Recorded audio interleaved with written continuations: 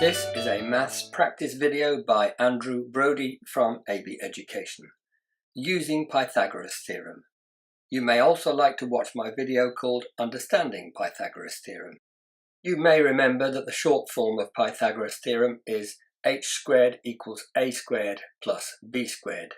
In other words, the hypotenuse squared is equal to the sum of the squares of the other two sides. Don't forget, this has to be a right-angled triangle to be able to use Pythagoras. Remember as well that the hypotenuse is always the longest side of a right-angled triangle, and it is opposite the right angle. It's the only side not touching the right angle. Now look at an example where we are trying to find the length of the hypotenuse.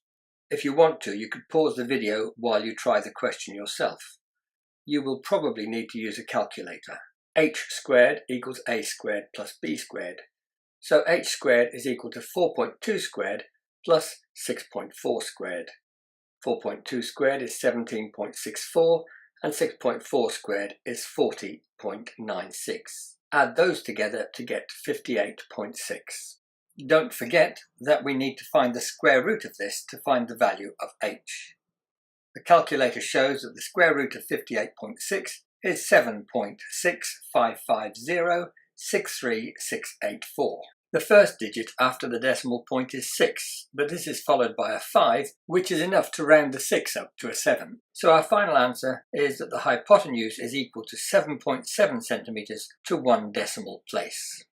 Here's another example. This time we're not looking for the length of the hypotenuse as we have it already. It's 9.3 centimeters. Remember that the hypotenuse is the longest side of a right-angled triangle, so our answer is going to be smaller than 9.3 centimeters. We know that h squared equals a squared plus b squared, but we can rearrange this to show that a squared equals h squared minus b squared. Just remember, if we're looking for one of the short sides, we are going to subtract the square of the other short side from the square of the hypotenuse. So side a squared must be equal to 9.3 squared subtract 7.1 squared. Using a calculator, we find that's 86.49 minus 50.41, which is 36.08. Now we need to remember to find the square root of 36.08. which is 6.006662967. So the value of a is 6.0 centimeters to 1 decimal place. Here's the last example. This time we're looking for the length of the side marked B.